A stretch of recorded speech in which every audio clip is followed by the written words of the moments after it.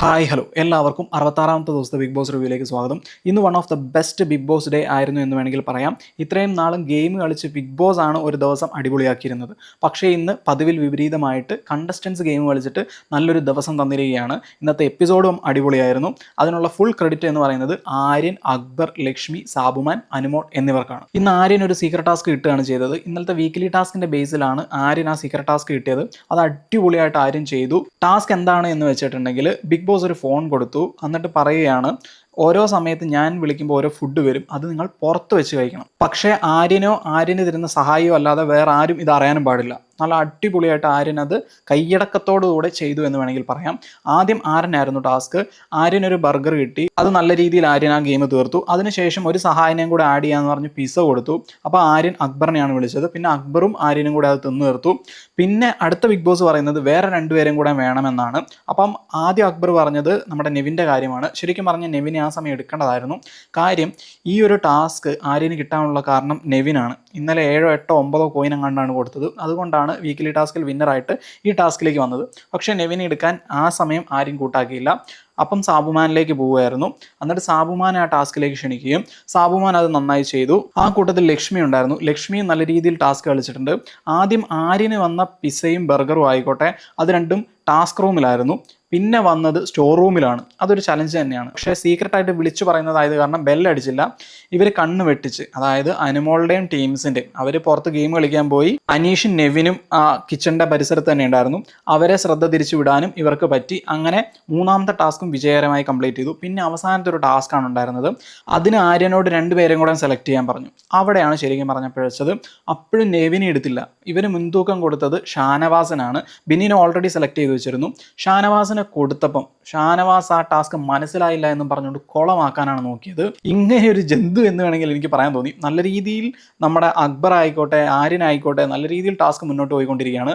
ഇയാൾ ഈ പേഴ്സണലായിട്ടുള്ള ഈഗോയും കാര്യങ്ങളൊക്കെ വെച്ചിട്ട് ഇയാളെ എന്തോ തളർത്താൻ പോവുകയാണ് എന്ന് വിചാരിച്ച് ഓവറായിട്ട് ചിന്തിച്ചു കൂട്ടിയിട്ട് ആ ടാസ്കേ കുളമാക്കി എന്ന് വേണമെങ്കിൽ പറയാം. ഇങ്ങനെയുള്ള ഓരോ ആൾക്കാരുള്ളത് കൊണ്ടാണ് ഓരോ ആഴ്ചയിലും ടാസ്ക് ഇങ്ങനെ കുളമാവുന്നത് എന്നുള്ള കറക്റ്റ് എക്സാമ്പിളായിട്ട് ഇന്നത്തെ ഷാനവാസിൻ്റെ പേര് പറയാൻ പറ്റും. അല്ലാതെ ഒരു രീതിയിലും ഇന്നത്തെ ടാസ്ക് പൊളിയാൻ ഒരു വകയുണ്ടായിരുന്നില്ല. ഷാനവാസിനോട് പറഞ്ഞു, ഷാനവാസ് എല്ലാവരോടും കൂടെ പറഞ്ഞു എന്നുള്ളതല്ലാതെ ആരും കണ്ടുപിടിച്ചില്ല ഇവർ സീക്രട്ടായിട്ട് ഭക്ഷണം കഴിക്കുന്നോ ഒന്നും.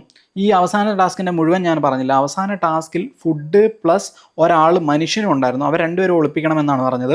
അപ്പം ആര്യനായിക്കോട്ടെ, അക്ബർ ആയിക്കോട്ടെ, ഇതൊരു പ്രൊഡക്ഷൻ ടീമിൽ ഒരു ചെക്കനാണെന്ന് വിചാരിച്ചുകൊണ്ട് ഇവർ തോന്നിയതൊക്കെ വിളിച്ചു പറയുന്നുണ്ടായിരുന്നു. ഇയാൾ ആര്, ഷാറൂഖ് ഖാൻ്റെ മോനോ, ആജാന ബാഹു എന്നൊക്കെ പറഞ്ഞുകൊണ്ട് കുറേ ആക്കുന്നുണ്ടായിരുന്നു. ശരിക്കും പറഞ്ഞാൽ അത് വന്നത് സാബു മോനാണ് വന്നത്. ഇതിൻ്റെ ഇടയിൽ കുറേ കോമഡി നടന്നിട്ടുണ്ടായിരുന്നു. ആര്യന് മര്യാദയ്ക്ക് മനസ്സിലാവുന്നില്ല ബിഗ് ബോസ് എന്താ പറയുന്നതെന്ന്. അക്ബറിനെ സെലക്ട് ചെയ്തതിന് ശേഷം വീണ്ടും രണ്ടുപേരെ സെലക്ട് ചെയ്യാൻ പറഞ്ഞപ്പം ആര്യൻ അക്ബറോട് വന്ന് പറയുന്നത് അക്ബർ ഉൾപ്പെടെ രണ്ടുപേരെ സെലക്ട് ചെയ്യാനാണ്. അക്ബർ ഉൾപ്പെടെ എന്ന് പറയുമ്പോൾ ഒരാളെയും കൂടി അല്ലേ വേണ്ടത്, നമുക്ക് സാബുമാനെ എടുക്കാമെന്ന് പറഞ്ഞുകൊണ്ട് തീരുമാനിച്ചു പോയി. അപ്പോൾ വീണ്ടും ബിഗ് ബോസ് വിളിച്ചു സംസാരിക്കുന്നു ആര്യനോട്. വീണ്ടും അക്ബറുടെ അടുത്തെത്തുന്നു. അക്ബർ ഉൾപ്പെടെ രണ്ടുപേരെ വേണമെന്നാണ് പറയുന്നത്. വീണ്ടും ആര്യൻ പറയുന്നു. എന്നിട്ട് വീണ്ടും സാബുമാനെ എടുക്കാമെന്ന് പറയുമ്പോൾ വീണ്ടും ബിഗ് ബോസ് വിളിക്കുകയാണ്. അങ്ങനെ 3 പ്രാവശ്യമൊക്കെ പറഞ്ഞിട്ടാണ് ആര്യൻ ഇത് മനസ്സിലാവുന്നതും. പക്ഷെ അവിടെ ആര്യൻ കാണിക്കുന്നതും ആര്യൻ ചെയ്യുന്നതുമായ കാര്യങ്ങൾ നല്ല കോമഡി ആയിരുന്നു ലൈവിൽ കാണാൻ. ഇതിൻ്റെ ക്ലൈമാക്സും എനിക്ക് ഇഷ്ടപ്പെട്ടു. സാബുവും വന്നത് ബാത്റൂമിലാണ് അവസാനമായി ഒളിപ്പിച്ചത്.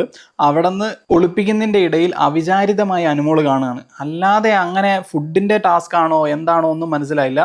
അദ്ദേഹത്തെ കാണുകയും അദ്ദേഹം ഒരു ആചാനുബോധമായിട്ടുള്ള മനുഷ്യനാണ്. അപ്പം അങ്ങനെ ഒരാളില്ലല്ലോ എന്ന് ചിന്തിച്ചിട്ട് അനുമോൾ അവിടെ 2 മിനിറ്റ് ചിന്തിക്കുന്നുണ്ട്. എന്നിട്ടാണ് ബാത്റൂമിലേക്ക് വന്നത്. ഈ റൂമിൽ ആരോ ഉണ്ട് എന്നൊക്കെ പറയുന്നതും സാബുമാനെ പുറത്തിറക്കുന്നതും പിന്നെ ആ ടാസ്ക് പൊളിയുന്നതും. ശരിക്കും പറഞ്ഞിട്ടുണ്ടെങ്കിൽ ഇത് കുറച്ചും കൂടെ ഫണ്ണായേനെ ആ ഷാനവാസ് എന്നൊരു എലമെന്റ് ഉണ്ടായിരുന്നില്ലായിരുന്നെങ്കിൽ. പിന്നെ അനുമോള് ബാത്റൂമിൽ ആരോ ഉണ്ട് എന്ന് കണ്ടെത്തിയതിന് ശേഷം ലക്ഷ്മിന്റെ അഭിനയമൊക്കെ കാണണം. എൻ്റെ മോനെ ചിരിച്ച് പണ്ടാറടങ്ങും. ഭയങ്കര പൊട്ട അഭിനയം. ഇനി ഞാൻ ഇന്നലെ പറഞ്ഞതിൽ ഒരു തിരുത്തുണ്ട്. അക്ബറിന് അറിയില്ലായിരുന്നു അനുമോളുടെ കുട എവിടെയാണ് വെച്ചത് എന്നാണ് ഞാൻ പറഞ്ഞത്. ശരിക്കും പറഞ്ഞാൽ ആ കുട മാറ്റി വെച്ചത് തന്നെ അക്ബറാണ്. അതിനുള്ള കാരണം എന്താണെന്ന് വെച്ചിട്ടുണ്ടെങ്കിൽ വീക്കിലി ടാസ്കിന്റെ ഇടയിൽ അനുമോൾ അറിഞ്ഞുകൊണ്ട് കുട കൊണ്ട് കുത്തുക, മുണ്ട് വലിച്ചൂരാൻ ശ്രമിക്കുക.